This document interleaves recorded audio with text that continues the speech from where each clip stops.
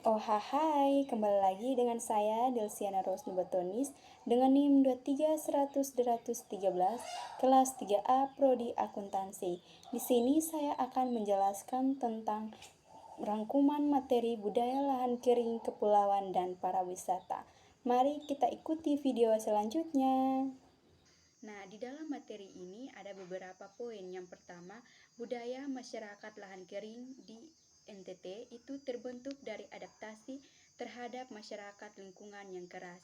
Masyarakat di sini menggunakan teknik irigasi tetes dan menanam tanaman yang tahan kekeringan. Misalnya di Pulau Timur ini, masyarakat melarang pengambilan air dari sumur selama musim kemarau untuk memastikan ketersediaan air pada musim hujan. Poin yang kedua yaitu potensi dan permasalahan pembangunan pertanian lahan kering di Provinsi Nusa Tenggara Timur dan kebutuhan teknologi. Pada poin ini, NTT memiliki potensi besar dalam pertanian lahan kering seperti jagung dan kacang-kacangan. Namun, ada tantangan seperti keterbatasan air. Teknologi modern seperti irigasi tetes sangat membantu. Contohnya, petani di NTT berhasil meningkatkan hasil panen jagung dengan irigasi tetes yang hemat air. Nah, di sini teman-teman bisa lihat gambarnya, saya akan menunjukkan. Nah, poin yang ketiga itu sistem usaha tani dan penerapan sistem usaha tani terpadu berkelanjutan di lahan kering.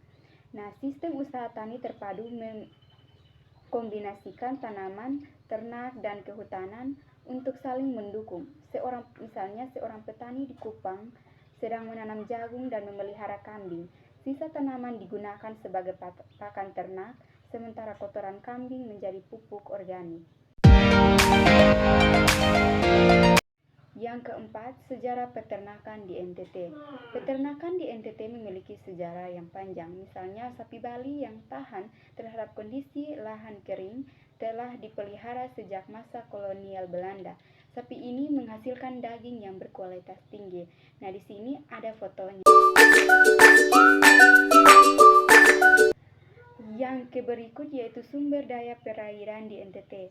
NTT kaya akan sumber daya perairan. Perikanan laut dan budaya rumput laut adalah dua sektor yang sangat penting. Nelayan di Lembata, misalnya menangkap ikan tuna dan budidaya rumput laut, menjadi sumber daya penghasilan dan tambahan. Nah, poin yang berikut karakteristik masyarakat pesisir di NTT. Masyarakat di pesisir NTT mengandalkan sumber daya laut untuk mata pencaharian mereka. Di Pulau Rote misalnya, masyarakat menggunakan daun lontar dari pesisir untuk membuat kain tenun tradisional. Ini adalah contoh bagaimana mereka menjaga tradisi sambil memanfaatkan sumber daya secara Poin yang berikut integrasi pengelolaan potensi darat dan pesisir serta lautan secara berkelanjutan. Di sini pengelolaan terpadu antara darat, pesisir, dan lautan sangat penting.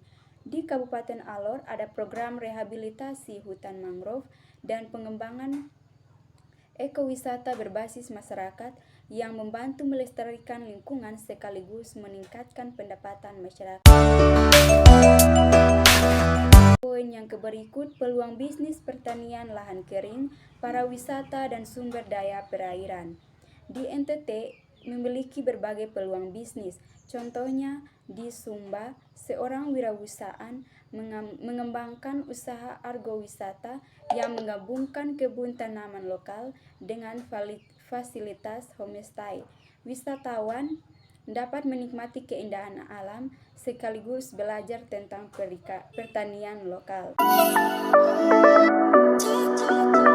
Poin yang berikut yaitu pariwisata selayang pandang.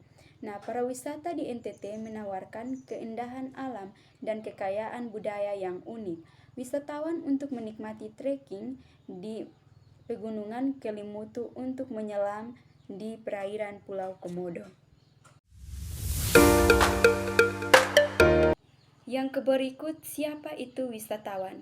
Nah, wisatawan yang datang ke NTT itu berasal dari berbagai belahan dunia. Mereka tertarik dengan keindahan alam dan budaya yang ditawarkan di NTT. Wisatawan lokal dan mancanegara tertarik mengeksplorasi keajaiban alam dan budaya NTT. Yang berikut produk pariwisata di NTT. Nah, produk pariwisata di NTT meliputi wisata alam, budaya, dan petualangan. Beberapa produk wisata unggulan termasuk kunjungan ke Taman Nasional Komodo, Desa Adat Bena, dan Festival Tenun Ikat di Sumba. Yang berikut promosi pariwisata di NTT.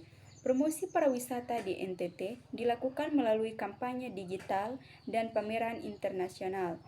Contohnya promosi di Instagram dan Facebook secara partisipasi dalam pameran pariwisata internasional telah berhasil menarik minat banyak. Sekian dari penjelasan rangkuman materi ini. Terima kasih. Mari kita semua jelajahi dan nikmati keindahan kekayaan budaya Nusa Tenggara Timur. NTT ini memiliki destinasi yang memukau.